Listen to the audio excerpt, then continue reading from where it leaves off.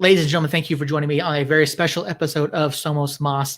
My name, of course, is Seth Bidoff, and if you're joining us on YouTube, where this will go live later in the week, or if you're listening to the podcast, I have a very special guest with us here today. We have owner, CEO of New Mexico United, Peter Trevisani. Peter, thank you so much for taking some time out of your day and talking to us. The club had some big news last week, and glad we get the opportunity to talk to you about it. And so thank you for being here today. Thanks, Seth. Really happy to be here, and it's exciting times. Yeah, it definitely is. We've been talking about the bond off and on the podcast, and you've been talking about it in the media. And we talked to you about a month and a half ago after one of the matches about it. And last week, you did a press conference out with the city council members outside of Isotopes Park, and you announced So last week, the club announced a $32.5 million investment, including $10 million up front towards the construction costs of the new stadium should the bond be passed, and put out a letter of intent. Prior to this, there was a lot of reaction from the community, questioning how much the club is going to invest into it, and saying, "Oh, this is just an opportunity to line another rich guy's pockets." So, what's been the reaction like to the announcement from last week, and what's your reaction to folks reacting the way that they did, and thinking that it was just to line your pockets? Yeah, I think the reaction was positive. People have been waiting for that. I think it's something we would have liked to have been able to come forward with a little bit earlier, but it's a public bond, and so the timing happened when it happened. What I would just say is, I understand people can be skeptical. There's been times where things haven't gone as planned, whether that's in Albuquerque at the city level or in other areas. So I don't ever fault anyone for being, skeptical or, not just saying, taking your word for it. I think we're trying to follow through and are following through on everything we've said from the beginning, that this isn't about soccer. This isn't about a for-profit business. This is about being a steward of the community and doing our best to create positive outcomes and maximizing outcomes, not profits. And so, the frustrating thing, I think if there was a frustration, it's just simply this, is that so many times in these stadium deals, the problem is that the city is subsidizing a private company in a stadium, and then the team owns the stadium. They don't pay rent. And all they did was get, this public handout. And I think that's what a lot of people take exception with. And this is really a 180. This is a public facility that a private company is actually subsidizing, which almost never happens. And we're doing it because it's the right thing to do to try to grow our city. And New Mexico United, as a primary tenant, absolutely can gain from that, in the sense of, we, instead of, having to, we can control our programming, we can control some of the in-game experience, the food, so forth. So we definitely have things to gain. But I think ultimately what we're saying is we want to give back as much as we can, and putting $32.5 million into a public stadium is a huge signal. You talked about some of the difficulties, controlling the programming and things like that. And that's been one of the difficulties through the first, 2 seasons really that we've been able to play at the lab, playing around the isotope schedule, and then having, I would say, fewer than probably wanted opportunities to play over at UNM.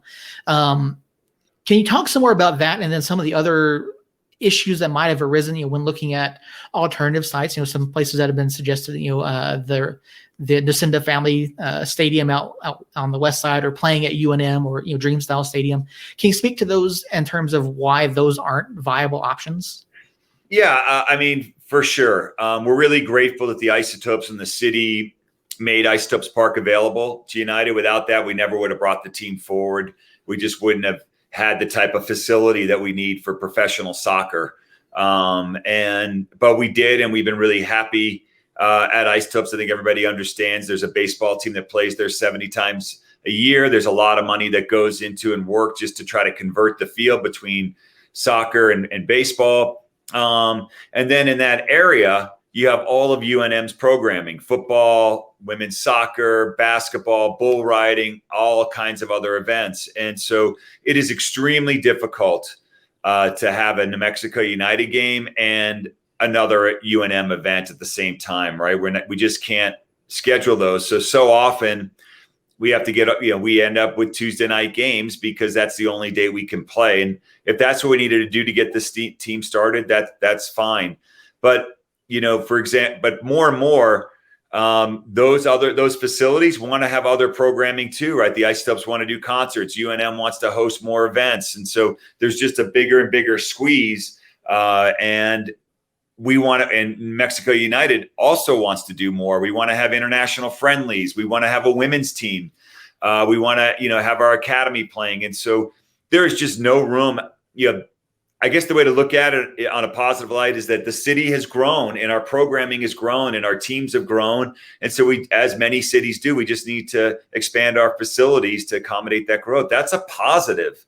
That's not a negative. That's a great thing that's happening, is that Albuquerque's growing. The demand is super strong.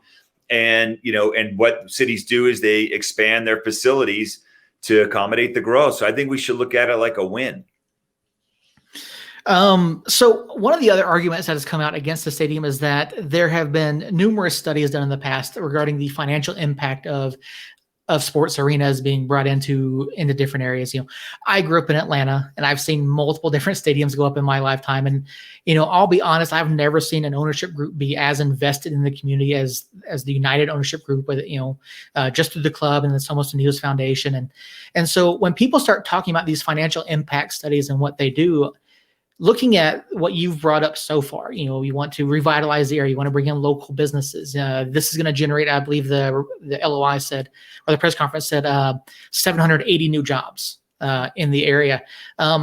When people start talking about that, like, how do you respond, and how do you tell them, there is going to be a positive financial impact from this? I would just say it's so easy just to paint with the broad brush and say stadium deals don't work for cities. And you know what? In a lot of cities, a lot of stadium deals haven't worked. But rather than trying to focus on what happened in Detroit or Cleveland or some other place with a football stadium where you play 8 games a year, I would say let's understand that because they don't work in a lot of cities, we have to be super diligent on our particular deal, our particular partnership, and look at the specifics of what we're doing here, because that's what's important. And if you want to see a stadium deal that worked, that was positive, and there's not a single person I think that would say we shouldn't have done that, look at Isotopes Park. Publicly funded stadium. Isotopes are the primary tenant. And, United plays there as well. It's not that United would be the only one playing in this new facility. And that bond got paid off early and continues to pay dividends to the city that the city can then turn around and put into the public fund to fight, homelessness or crime or other needs. And so this particular deal should just be looked at on its own merit.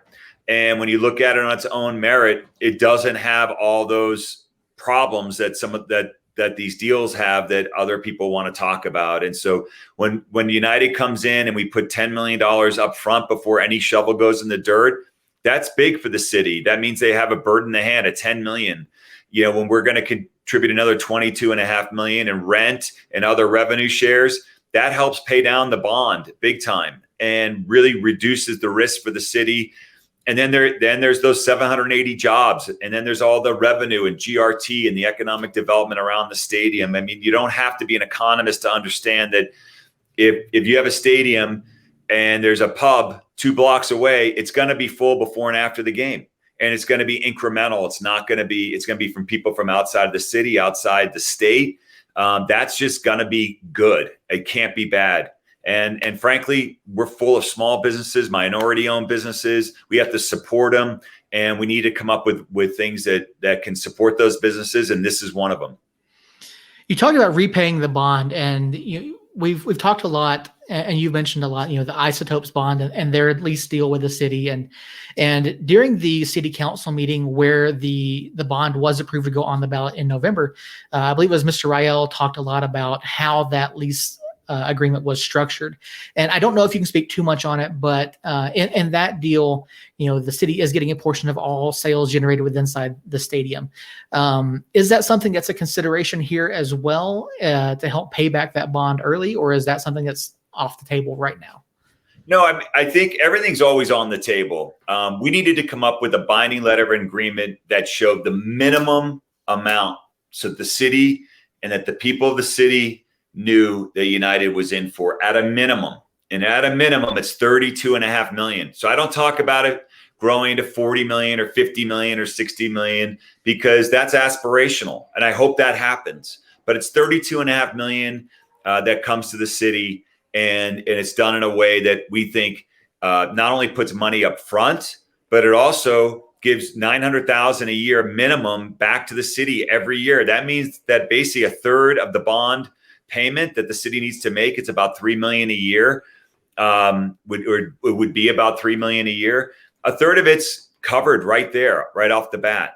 And that doesn't take into any account of the GRT tax that comes from all the sales that happen inside and outside the stadium and all the jobs and other things that we've talked about. So, we're open to making it work in the best way possible for the city, and also in a way that wants to promote the facility so that it's open every single day and is a real asset to the city, not just a park that the lights come on for 20 nights a year.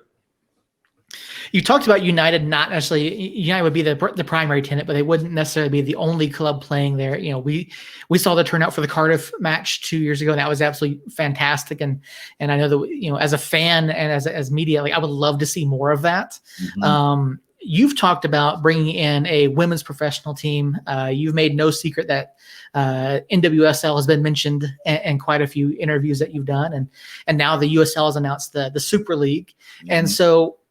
Can you talk to us a little bit about those discussions and what goes into the planning of actually creating a team? Absolutely. I mean, it's really important for us, and it was really important that was included in the letter of agreement, that within 3 years of opening the stadium, we have an obligation, not an option, but an obligation to bring a professional women's team. And New Mexico United is so thrilled that there is that obligation. And so I'd like to do it even sooner, but I think we wanted to create a little bit of time, just because we don't know what the landscape will be. We don't know what year the stadium's going to be done and other things like that. Bringing a team in, you have to think about a couple things. One, in this case, you have two leagues. You have the NWSL, which is the Division I, and then the Super League, which is Division II. I think the good news is we have a few years to see how those leagues grow and develop. I think that we could have a professional team in either one of those leagues that would be amazing to watch, would bring super talented women into as our players, ideally many of our staff members as well, and would be out in our community working with our kids, providing those role models. I think that we can talk about equality, but if we can't provide equality with the women's team, then we're not really backing it up. And so United wants to do our part. We just don't have a facility that we can do that in right now. And again, that's a good thing. We need more facilities so that we can grow out our programming as for the entire city, not just for United. Along those lines, the club recently brought in Coach Heather from UNM to be part of the technical staff, and Troy talked about it a little bit a few weeks ago. What were those discussions like with Heather bringing her on board? And we saw in the video with Amando just praising her input already. And mm-hmm. and what kind of uplift does that bring to the club? Having someone who's known in the community like Coach Heather is.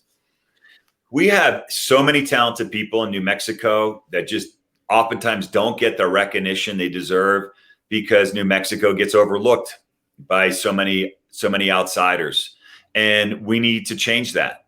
And when you look at Heather, she is an amazing coach. She's not an amazing women's coach. She's not an amazing college coach. She's just an amazing coach. And we were so thrilled that we're able to have her as an advisor with our team, with our first team, with our academy, while she's also continues to be, and her main priority is being the head coach of the women's team at women's soccer team at UNM.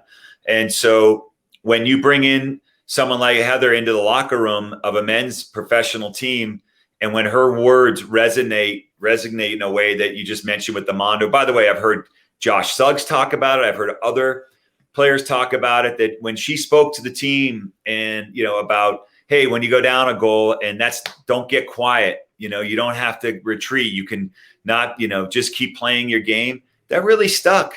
And we saw that actually translate onto the field for multiple games, and hopefully continues this year. And so when you see Armando speak, Josh Suggs speak, other players speak, they're speaking from the heart, and we're just thrilled to have her, and we're definitely already having success on and off the field because of her. So I don't know if you can talk, is with the talk of a women's club potentially, Brink coming here, is Coach Heather on the short list? Let's get Coach Heather's on the short list of every coaching list we have. So, and we're thrilled that she's working with the team. And, my goodness, if we had an NWSL team, of course, we'd want to talk to her and get her input on how to bring a team here. So we're still a few years away from that. And I know she needs to go win an NCAA tournament with the Lobos. So, I think all NWSL teams should be looking at her, that the ones that exist now and the ones in the future. During the press conference last week, I can't remember the gentleman's name, the president of the Hispano Chamber of Commerce came out and endorsed the stadium project, and in the infographic that's been floating around, it says that there has been support from the burlesque community, and the club has been doing the community outreach, those Zoom meetings and things like that, and I've been on a couple of them, and unfortunately, the times I've been on, and I don't necessarily want this to sound like a bad thing, but the folks that have been on have been pro stadium. There hasn't really been much of an anti-stadium presence at these types of events. What is the club continuing to do here now with just over a month until the vote in order to get out and reach out to the communities and to try to get more folks in favor of that bond in November? Well, come shout at me for a day, Seth. We'll find you plenty of negative. There's been a robust conversation on both sides, and I think at the end of the day, our job as a club, our obligation in our community is just to try to put forward the truth about the issue. We know the bond isn't perfect. We know the structure isn't perfect for everyone. We understand that it's a scary time right now for many people: crime, homelessness, the economy, COVID. Right? There's a lot of tension in the air. So we respect that there are people who don't believe it's the time to vote yes in the stadium. And if we're able to at least express what the facts are, and people want to vote no, then we have complete respect for them, and we know that we're excited to welcome into our games. Okay, so at the same time, we also know there's some people who just don't either have all the facts, or some of the things they've heard just aren't true. The stadium doesn't raise taxes. That's just not true. The stadium is not Peter's Stadium. It's the city stadium. It's the people stadium. And in fact, we're going to help subsidize it so we can get it built, because the city wouldn't have enough money to build it on its own. And I think that, when you look at some of the things we're trying to do beyond just the dollars and cents, we've contractually obligated to trying to use all farmers and vendors from New Mexico. So we're not importing cheeseburgers from some other state. And we're New Mexicans are providing healthy food for fellow New Mexicans. With a lot of the vendors are small businesses. They're minority-owned businesses, and if we don't support them with jobs, with money, with business, they're going to go away. And we want to do our part. The stadium isn't going to save the city. Nobody ever said that, but it could be one of the things that is a catalyst of positive change as we continue to progress and be the best version of ourselves. And that's all we're saying. But if you can attach that to the art, the art trail that's being proposed, the 3-mile loop, you look at things like First Friday art walks and the vibrancy and energy, kids on Central chalking the street. That's beautiful. That's community. And that's supposed to be in a very dangerous neighborhood that doesn't feel dangerous on a Friday night, because there's so many people walking around with good intentions. So we want to be a part of that positive change and continue the momentum. Can you kind of do something about Central Louisiana, that area? We have problems. The city's dangerous. It is. But we can't let crime, steal our hopes and dreams. We can't let crime keep us from trying to progress. and we put an economic package with jobs, with $32.5 million, with a contractual promise to use local vendors, to bring a women's team here, real agents of change. And we can't be a hostage to our problems. We have to address our problems while we also create those amenities that are going to be a catalyst for change. On the podcast, we've kind of speculated a little bit what happens if the bond doesn't pass. It's not something that we want to think about, as media and as fans of the club. And I'm sure it's not something that you want to think about. We've seen clubs like Reno and Fresno not be able to get funding for stadiums or get, land agreements for stadiums. And they've unfortunately, they've had to fold. Has the club put any thought into what happens, if the bond doesn't pass? Like, are there, we've speculated, possibly Los Lunas area or Santa Fe or something like that, or, we would love to see the club stay no matter what, and not, leave the state or anything like that. But has that crossed your mind at all? And do you have any sort of contingencies in place? I guess I just say this, what New Mexican has never heard the word no, or has run into some kind of failure or roadblock, or has had to, start again. And, New Mexico United is just like any other business here, any other community endeavor here. We're gonna have roadblocks. And if it's a no, then that is what it is. And then we're gonna come back to work on November 3rd. We're gonna keep pushing forward. New Mexico United's not going anywhere. We're not going to another city. This is my home. And it's the home of anyone who's invested in this team, both financially and emotionally. And so we're going to figure it out. And if it's a no, then we'll go look for another way. We believe that this deal that's been laid out, this agreement with the city, is a super strong deal for the city. It's a super strong deal for United and for all of us. It's a win-win. It really is. If we have to go another path, we'll do that. We may end up with something less than what it could have been, but it doesn't mean that it won't be phenomenal or great. We'll just have to go address it and figure it out. Stadiums, 97% of stadiums are public-private partnerships. Like I said, in most cases, when you look at Louisville or Colorado Springs, USL teams that have recently built $40 and $75 million stadiums respectively, the club has put money in, actually the majority of the money, and the city has come in with between $15 and $30 million. But at the end of that, the club owns the facility 100%. They don't pay any rent. They don't share any revenue. They keep it all. In this case, it's the polar opposite. The city's the lead investor. United's putting money in, and the city owns it. And when our lease is up, the city doesn't have to renew with us, and we don't own any of the stadium. And we're willing to take that risk because it's the right thing to do for our city. I got one more question for you today. This wasn't on my list of things to start to question or to talk about to begin with. A few hours ago, the USL and the USLPA announced a collective bargaining agreement, or at least the structure of a collective bargaining agreement for USL Championship, giving minimum player salaries over the next 5 years. Can you speak to how this, is this something?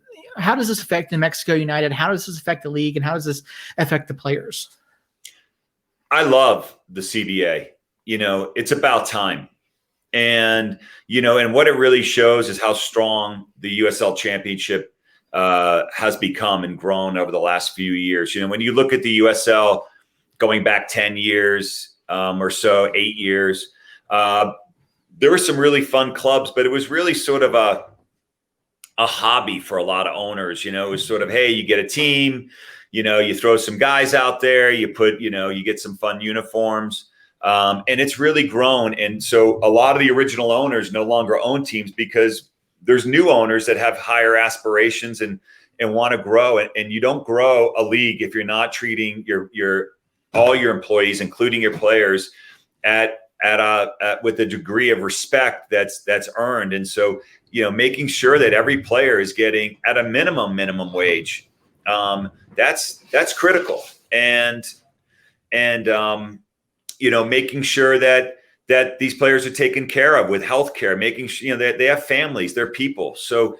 Now it also sends a signal that if you want to start a USL team, if you want to be part of USL Championship, you need to expect to pay X amount. And if you're really not going to do that, then don't come into this league. And so I think the quality of the teams that are left are so much stronger than the ones that were here 5 years ago.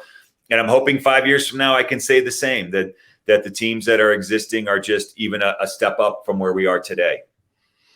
That made me think one more question. With the amount of expansion that the USL has seen, there's been a lot of talk about pro rel within the USL, because that's one of the major sticking points for MLS and USSF. And a lot of folks are like, US soccer just needs to change the system. Do you think the USL is on the right track in terms of expansion? And do you think pro rel is a good thing for the USL? I think it's a great thing for the USL. I think you have to take that first step. I also think, though, that if you're going to have promotion and relegation between the championship and USL 1, then you also need to figure out, well, what happens to the teams that are at the top of the USL championship? It's a whole picture. It's not just that relegation game, but you have to take a first step. And look, this is like the stadium, I could have been like, well, why would I want promotion relegation? I'm in the championship. I don't have anything to gain. I only have things to lose. Like, what if I paid all this money and I have a stadium and this and that, but you have to be willing to take a risk. One of my favorite quotes is even a turtle needs to stick its neck out to cross the road.